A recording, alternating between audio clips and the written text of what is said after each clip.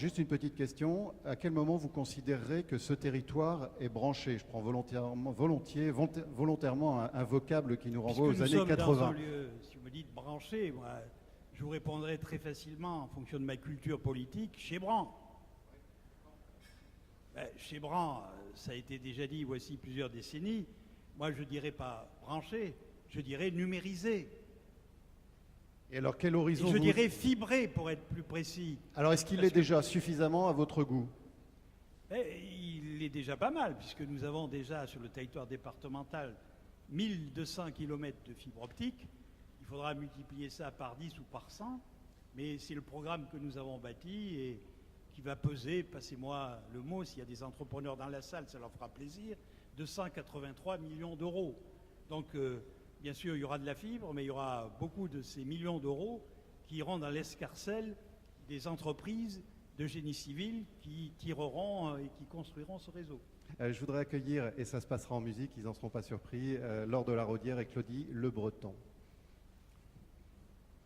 C'était une promesse. Laure de la Raudière, c'est quand vous voulez. Alors, voilà, merci. Vous allez être la première à y contribuer. Claudie Le Breton, je vous propose de vous saisir du pupitre d'emblée. Passez par là, vous allez... oh là, je ne bouge pas.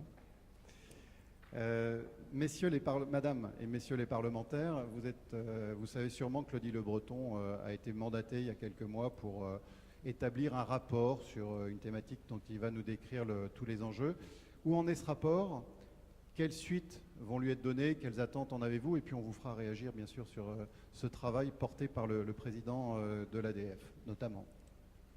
Merci de me donner la parole.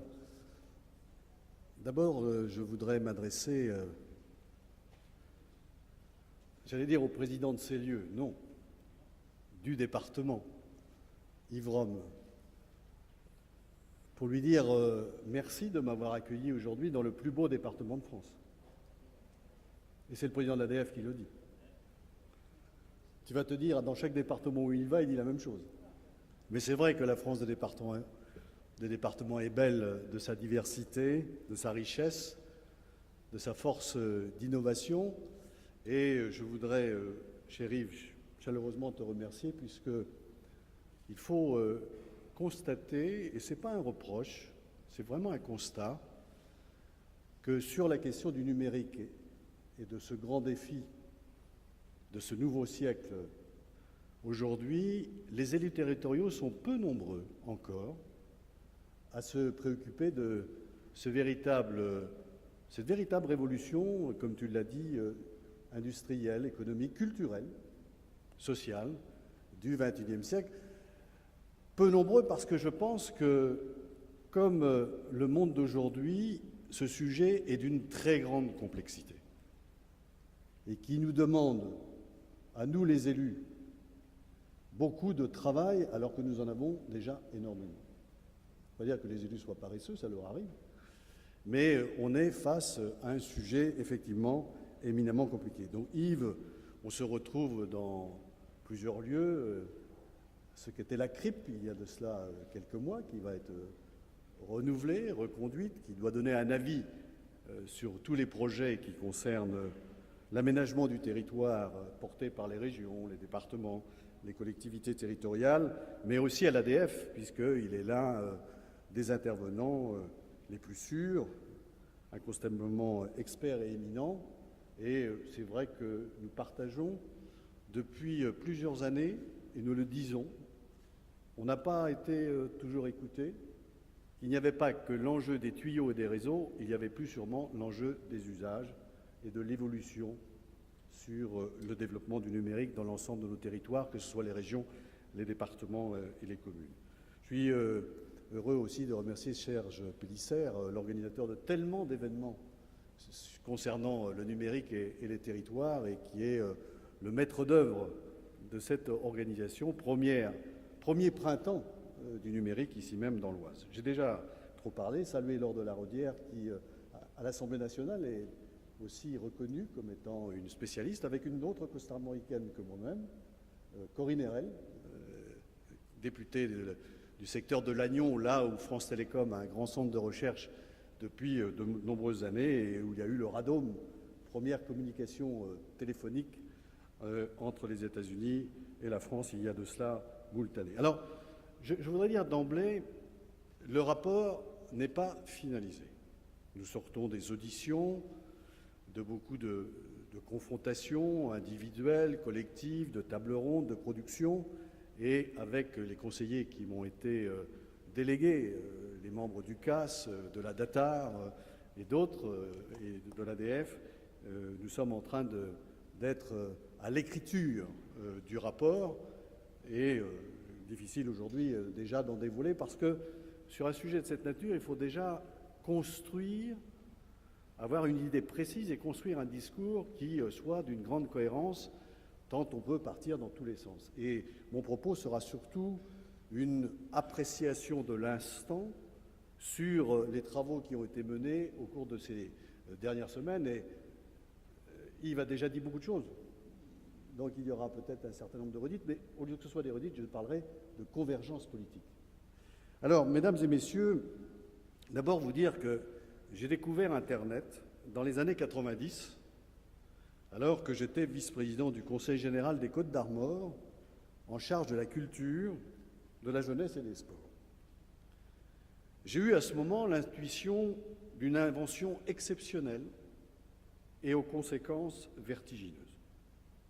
Depuis lors, mes collègues élus et les équipes travaillant avec moi m'ont souvent entendu dire qu'Internet et le numérique induisaient un changement de paradigme, un changement dont la dimension est globale et locale, sociétale et individuelle, et qu'il ne fallait surtout pas considérer cela sous le seul angle technique et économique, voire financier. En octobre dernier, j'ai repris cette expression lors d'une conversation avec la ministre Cécile Duflot sur l'aménagement numérique du territoire.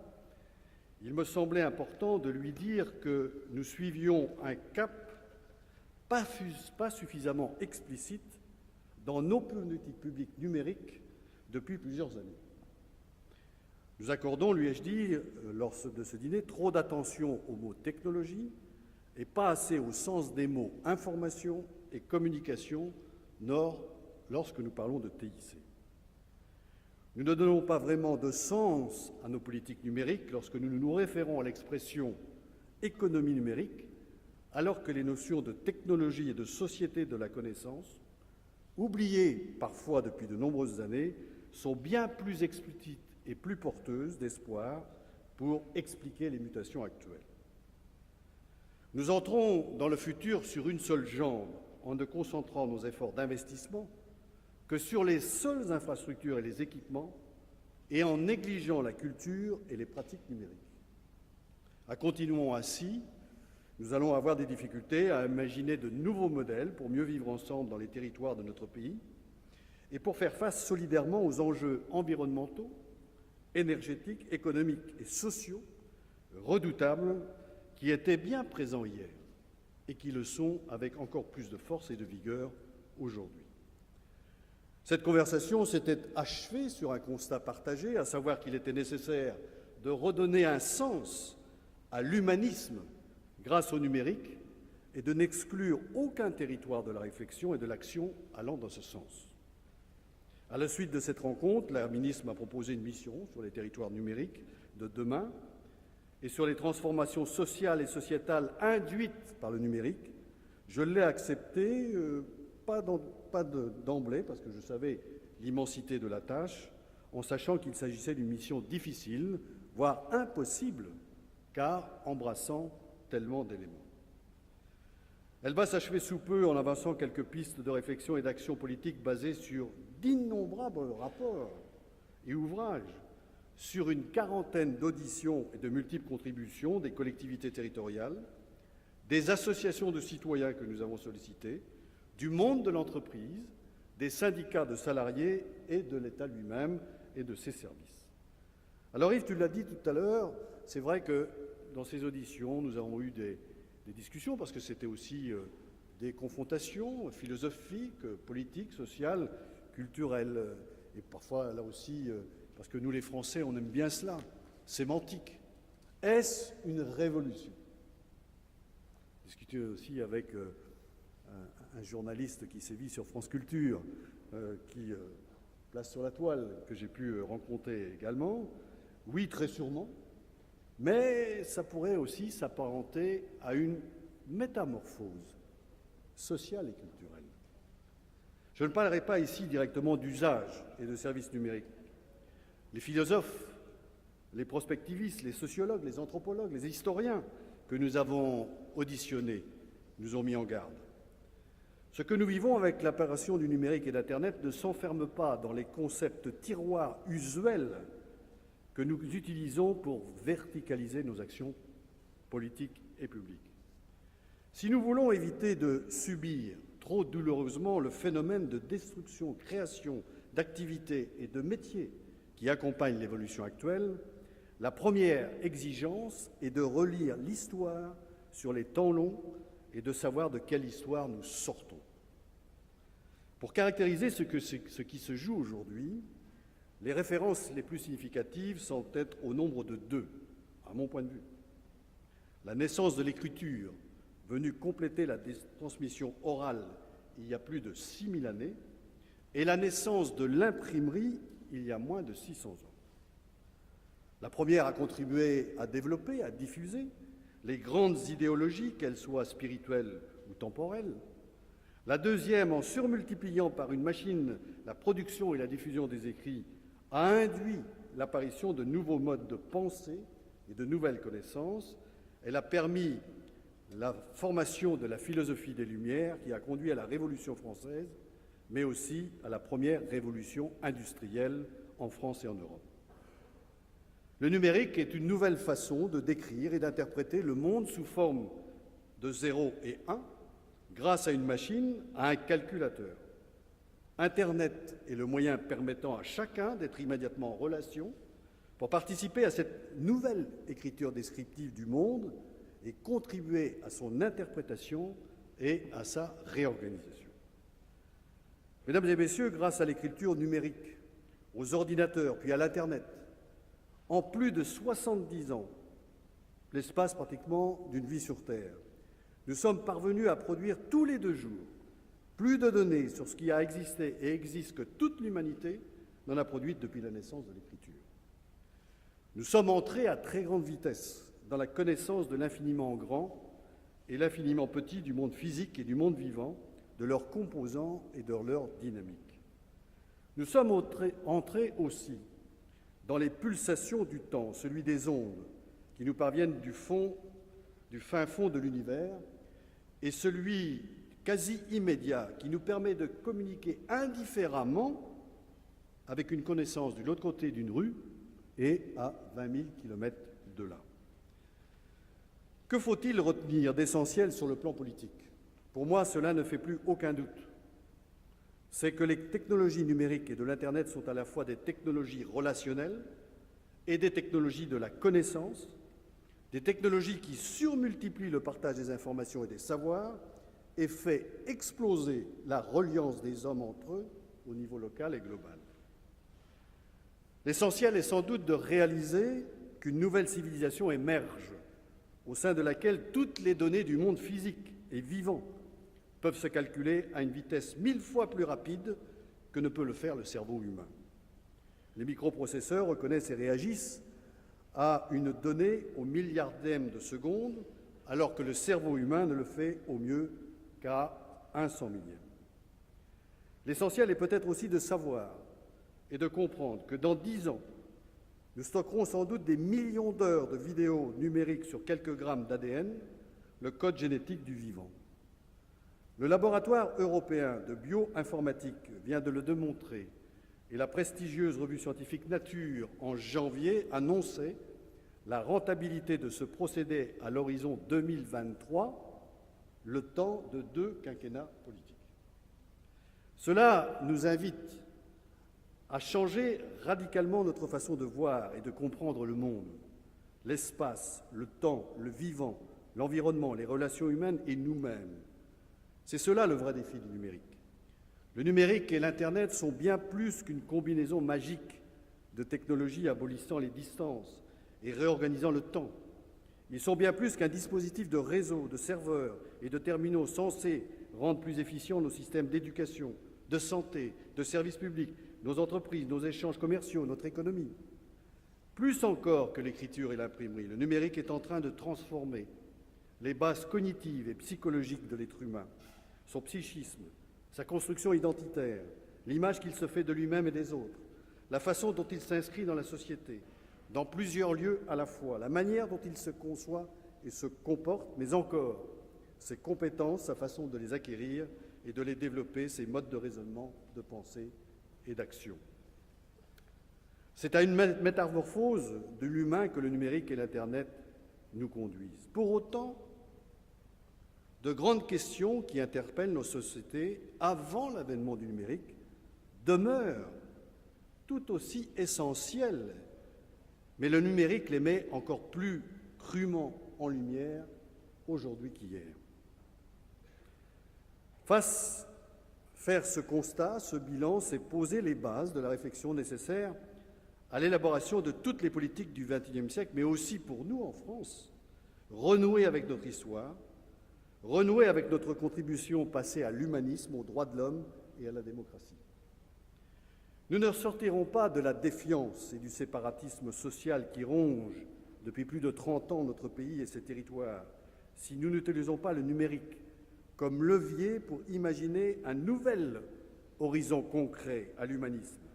Si la culture et les pratiques numériques ne sont pas porteuses d'une forme nouvelle de progrès humain souhaitée par le plus grand nombre, si le déploiement des usages et des services numériques ne sont pas animés par un espoir de mieux vivre et de mieux être, s'ils ne sont pas aussi le fruit d'un désir partagé et d'une collaboration de tous à un bien commun perceptible. Mesdames et messieurs, concevoir les territoires numériques de demain, c'est prioritairement acculturer tous les territoires de vie dans la proximité à la morphose numérique qui commence.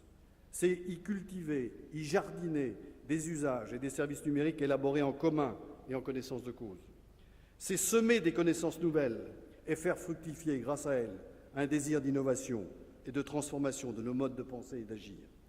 C'est avant tout s'atteler à produire du lien, de la reliance, pour réapprendre à coopérer, à collaborer, à mutualiser les ressources et les moyens, à produire moins de solitude, moins d'incertitude et plus de confiance en soi et dans les autres, partout où cela s'impose.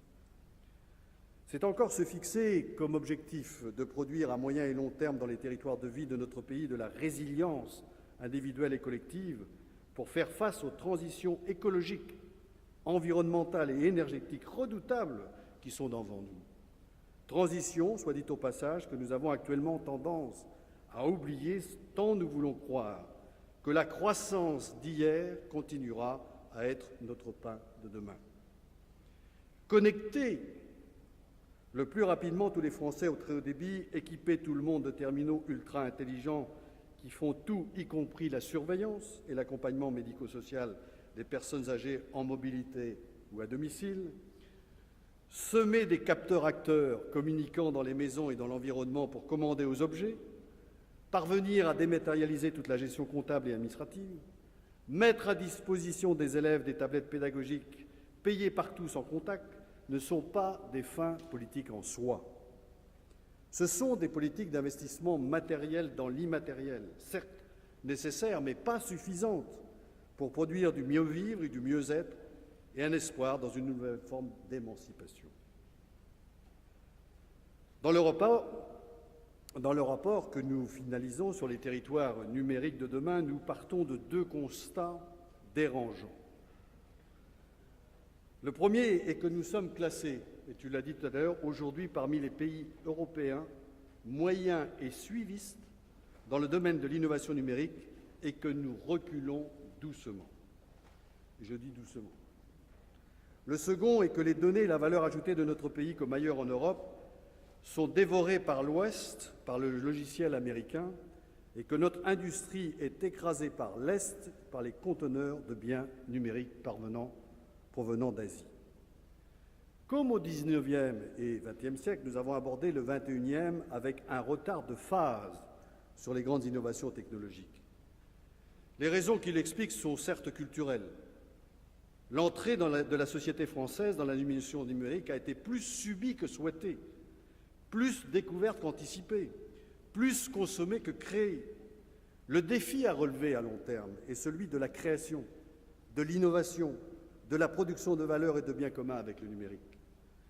À la différence de 2 siècles précédents, cependant, l'État central, nous le savons, n'est plus en capacité financière, juridique et financière, de combler ce retard par des nationalisations et par de très grands programmes nationaux.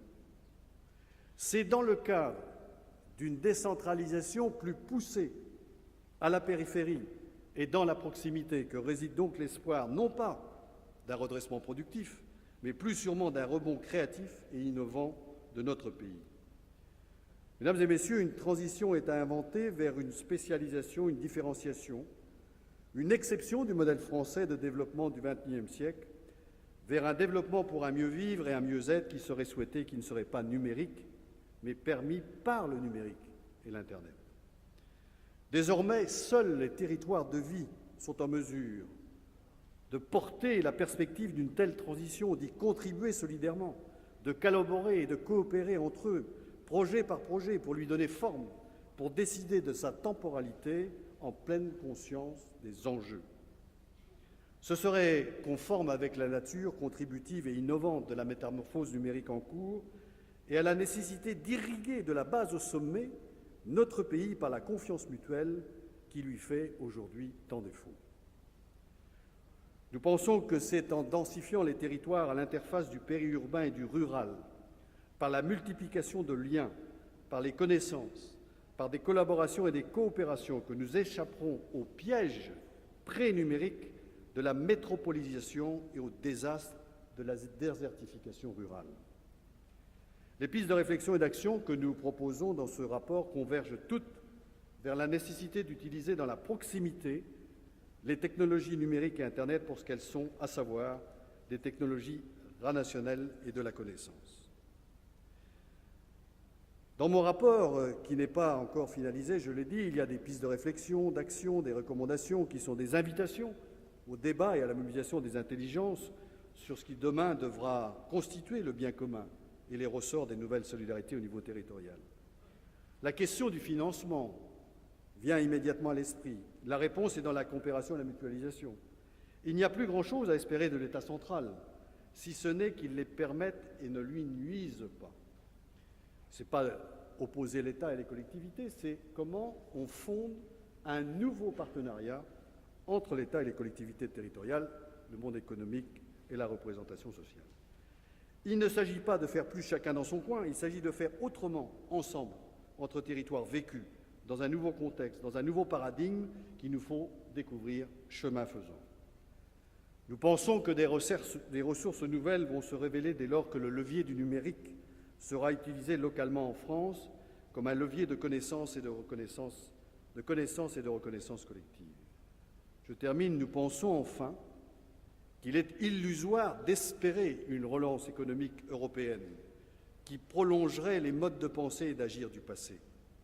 La Commission européenne ne dit rien d'autre quand elle pose comme condition d'accès aux fonds européens 2014-2020 l'élaboration par les territoires et les régions de stratégies de spécialisation intelligente, intégrant le numérique et servant d'agenda de transformation économique et sociale par une croissance intelligente, durable et inclusive. Tout ça, c'est du verbiage un peu très européen. À ce titre, et ce sera ma conclusion, la métamorphose numérique nous oblige à mettre en œuvre non pas tant des politiques d'infrastructure, d'usage et de services numériques, mais prioritairement et dans tous les domaines des politiques d'innovation relationnelle, cognitive, collaboratrice et de coopération de proximité. Mesdames et messieurs, si j'en termine, c'est vers l'utopie de la création d'une République des proximités intelligentes et solidaires qu'il nous faut avoir l'audace de nous orienter.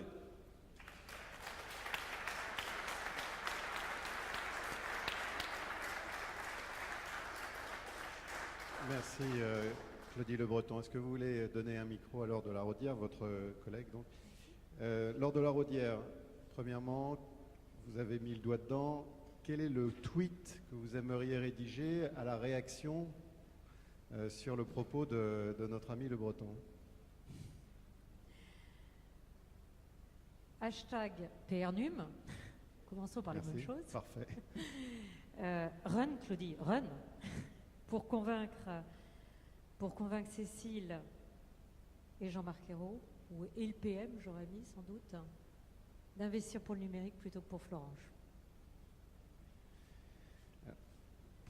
Alors, propos très politiques, effectivement. Bah, quand je tweete, il y a un peu de politique. Ouais. Mais je dis ça en toute amitié parce que je pense que sur le numérique, nous partageons ici, gauche et droite, à la fois la même ambition pour le pays et finalement la même façon aussi de le voir globalement. Il y a certainement des points de détail qui sont divergents, mais je le fais en toute amitié parce que quand je tweete quelque chose comme ça, si on veut que ça porte, il faut qu'il y ait un petit peu d'humour, un petit peu que ça claque un petit peu, sinon c'est pas un tweet. Et de brutalité, mais on comprend que c'est... Brutalité, vous l'avez mal pris? Non, il Côté a de pas mal Florange ou des départements très industriels, je ne sais pas si on serait... Mais non, justement, c'est à Florange qu'il faut investir dans le numérique. Voilà, c'est ça que veut dire mon tweet. Alors pour des cathédrales numériques, je l'entends. Plus largement, le propos Alors, on est allé loin dans l'histoire, dans la complexité de notre société, au travers du propos de Claudie Le Breton. J'entendais des notions de résilience, de confiance, de proximité. Il y avait des élans très révolutionnaires qui ont déjà été empruntés par Yves Rome. Quant à cette métamorphose, permettez-moi juste une petite seconde. J'étais dans un laboratoire qui est celui de Microsoft ou d'IBM, je ne sais plus. Quant à eux, les 3 révolutions qu'ils avaient identifiées ces derniers siècles, on n'est pas remonté aussi loin, Claudie Le Breton, le 18e siècle était celui de la machine à vapeur, le 19e était celui de l'électricité, de la fameuse fée électricité, et le 19e, la machine à vapeur, merci Denis Papin, le 20e, l'électricité, et le 21e, celui des données.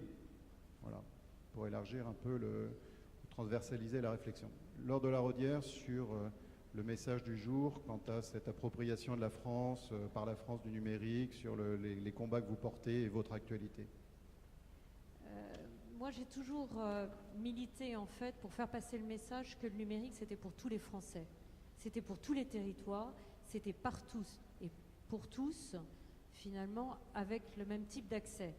Alors aujourd'hui, comme on est sur les usages, j'ai voulu illustrer ce militantisme qui fait de dire finalement qu'une famille de 5 personnes dans mon petit village de Saint-Denis-des-Puys, en Eure-et-Loire, département assez proche en termes de deuxième couronne de la région parisienne, territoire rural, donc un petit village isolé, une famille de 5 personnes, a exactement les mêmes usages au sein de la famille qu'une famille de 5 personnes au cœur de Paris. Ça, c'est quand même assez nouveau comme phénomène, et ça veut dire aussi qu'il faut que demain, elle ait le même type de raccordement.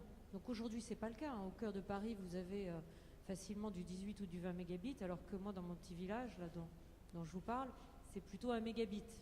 Aujourd'hui, les besoins, les usages classiques d'une famille, connectés quelquefois avec 5 terminaux différents simultanément, et c'est ça qui fait le besoin en débit aujourd'hui, c'est 6 à 10 mégas. Mais moi, ce que je sais, c'est que les réseaux créent les usages aussi, en particulier les usages grand public. C'est-à-dire que demain, quand en ville, on aura 100 mégabits, il faudra aussi qu'on ait 100 mégabits à la campagne.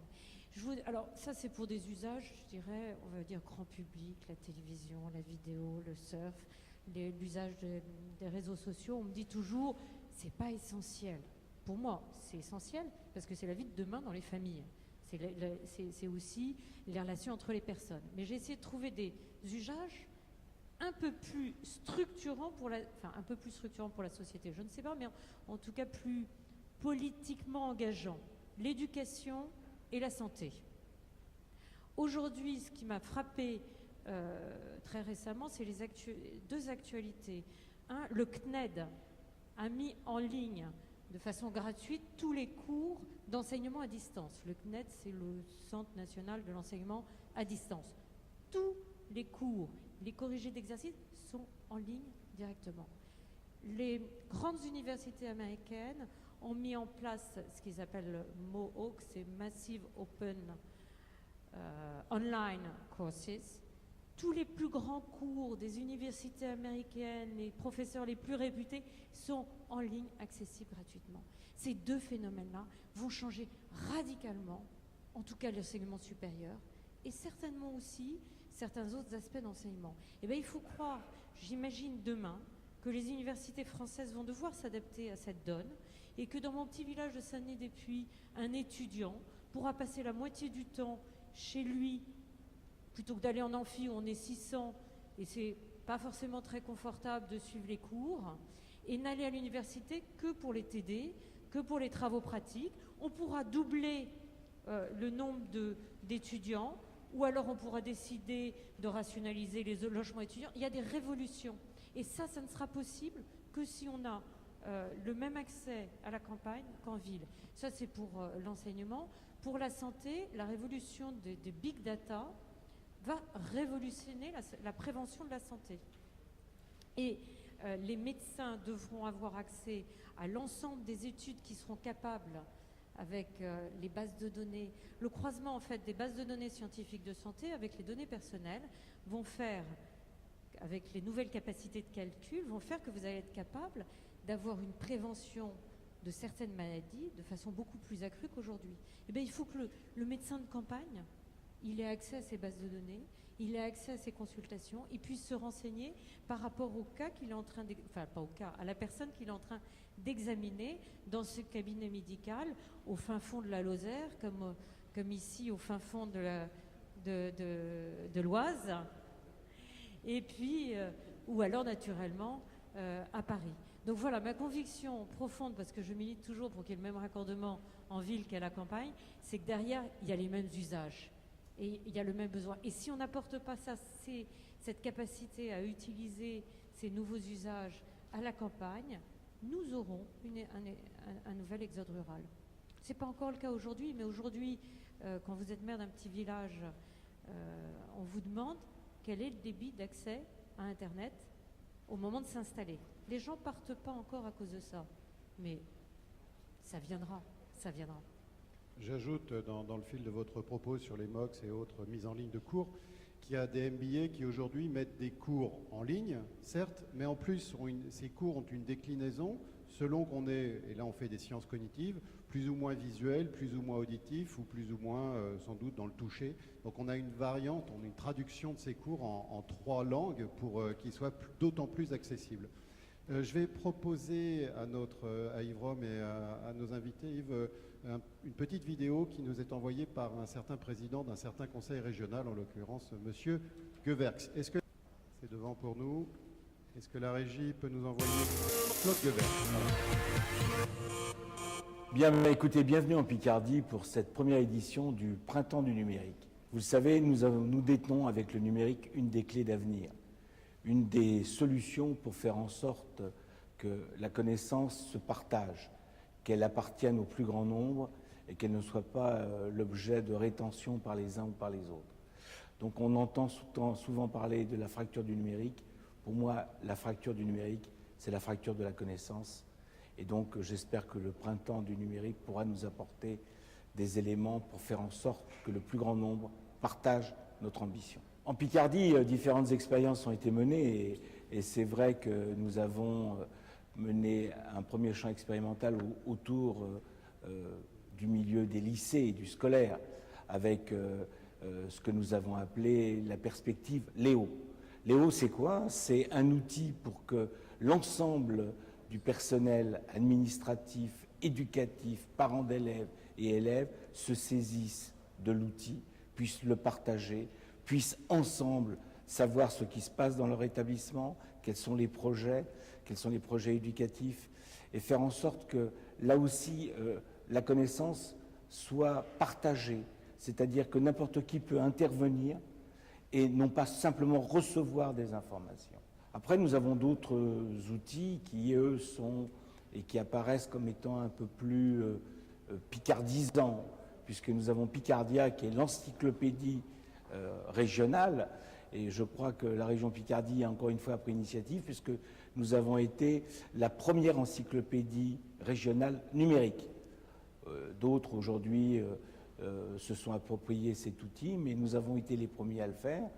Et puis, nous avons aujourd'hui d'autres outils comme les web documentaires qui, eux, s'adressent je dirais, au quotidien des gens et où j'espère qu'un certain nombre de jeunes sauront faire preuve de créativité et nous faire vivre leur expression au travers de ces web documents. Donc vous voyez, cet outil est un outil qui peut révolutionner la façon de transmettre et d'acquérir les connaissances. Ce qui me paraît important aujourd'hui, c'est qu'on ne soit pas comme on a été à une période dans ceux qui savent et ceux qui ont accès à ces connaissances et d'autres qui sont mis de côté. Et donc on est, je le disais en introduction, mais pas de fracture. Et donc la volonté de cette éducation tout au long de la vie, de cette recherche perpétuelle d'information et d'échange avec les populations et les gens au plus près de la réalité de nos territoires, me semble être la chose la plus importante. Et ces outils numériques doivent servir à ça. Nos jeunes, et quelquefois les moins jeunes, puissent avoir accès au numérique pour en faire en sorte que Picardia soit bien le symbole de ce que nous avons voulu, c'est-à-dire la première région qui s'est emparée pour parler d'elle et parler d'elle avec les siens et le partager. Yves Rome, vous voilà bien épaulé. Le vœu 2013 de l'élu local du fondu de numérique tel que vous vous êtes présenté. Alors pour le département de l'Oise, tout est réglé. On a même écrit l'histoire des 10 ans qui viennent. Et si vous m'y autorisez, c'est l'élu national qui s'exprimera. Moi, je formule le vœu que pour 2013, l'amont et l'aval fassent l'objet d'une reconquête puissante par la République française et l'État-nation. Pourquoi dis-je cela? Parce que l'amont, ce sont les smartphones et tous les outils. Ils viennent de l'autre côté du Pacifique, soit des États-Unis, soit de l'Inde et de la Chine et de la Corée. Et l'aval, c'est-à-dire la création de valeur, la création de richesse, elle est essentiellement captée par les oligopoles venus essentiellement des États-Unis d'Amérique, les fameux GAFA. Bien, moi, je plaide, grâce au développement des usages, à la construction des réseaux, à ce que la nation française, pour s'emparer du levier de la croissance et de la création d'emplois, modifie les données de l'amont et de l'aval. Claudie Le Breton, tout à l'heure, Yves Rome parlait de La Petite Poussette, cet ouvrage intéressant, je crois que c'est comme ça, d'Edgar Morin. Petit poussé de Michel Serres. De Michel Serres, pardon, oui. Il y a Morin aussi dans les tontons flingueurs du suivi de ce qui se passe dans notre société. Vous le connaissez, les GAFA, vous savez ce que c'est? Claudie? Alors, est-ce que Yves Rome, vous voulez nous le dire? Parce que moi-même, je ne le sais pas. Google, Amazon, Facebook, Apple. Très bien.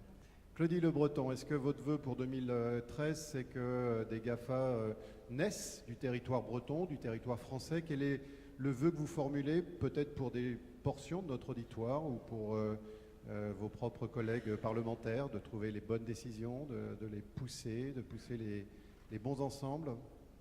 Oui, j'ai déjà abusé de mon temps, donc je vais être très très bref. Je pense qu'avec le numérique, on peut construire le meilleur, mais aussi on peut construire le pire. Et moi, mon vœu le plus cher pour cette fin d'année, mais c'est un vœu que l'on transgresse, parce que je crois que c'est plus important, c'est plutôt que de subir les choses, c'est à nous de le construire. Et si on veut le meilleur des mondes, il faut que nous soyons acteurs. Et c'est de croire dans notre capacité collective à pouvoir, effectivement, le monde économique, les représentants de la vie sociale, les citoyens eux-mêmes. Parce qu'il y a un doute aujourd'hui profond, il y a une crise qui est énorme, qui est une crise du sens auquel on est confronté. Donc on est là aussi pour construire un nouvel espoir. Il y avait le Dieu créateur, il y a les élites créatrices, et nous voilà tous, nous, citoyens créateurs. On verra dans quelques instants à quoi je fais allusion au travers de cette dichotomie. Laure de la Raudière? Oui, moi j'en ai deux vœux. Alors j'en ai un en premier qui est sur l'annonce FTTH pour tous du gouvernement. Je salue cet engagement du gouvernement et donc le premier vœu, je dirais, c'est qu'on passe des paroles aux actes, en particulier sur l'annonce des financements pour les collectivités territoriales. Deuxièmement, l'annonce du cahier des charges techniques pour la construction par les collectivités des réseaux, afin que les opérateurs viennent bien sur les réseaux que les collectivités construisent. C'est un enjeu majeur. Et le troisième acte que j'attends aussi, c'est les modalités et l'échéance de l'extinction du réseau cuivre, en fait, du basculement vers le FTTH. Donc, premier vœu, je salue l'engagement, mais je demande qu'on passe des paroles aux actes. Donc ça, c'est mon côté un peu politique. Le deuxième vœu est moins politique. Il est globalement que tous ensemble, les élus, on puisse avoir le courage de voir ce qu'il faut changer dans nos modèles économiques pour s'approprier du numérique. Parce que le numérique bouleverse considérablement les filières économiques classiques en tuant les intermédiaires. Et donc il faut que nous ayons le courage d'anticiper ça afin de construire l'économie de demain et non pas uniquement de protéger certaines économies vieillissantes sur nos territoires. Et c'est très difficile à faire d'un point de vue politique. C'était aussi l'objet de mon tweet vis-à-vis de Claudie, mais en toute amitié, je pense que c'est très compliqué à faire d'un point de vue politique. Il faut qu'on ait le courage de le faire. Vous continuerez de tweeter cet après-midi ? Oui, d'accord. Je vous offre la fleur du numérique et de ce printemps. Merci beaucoup.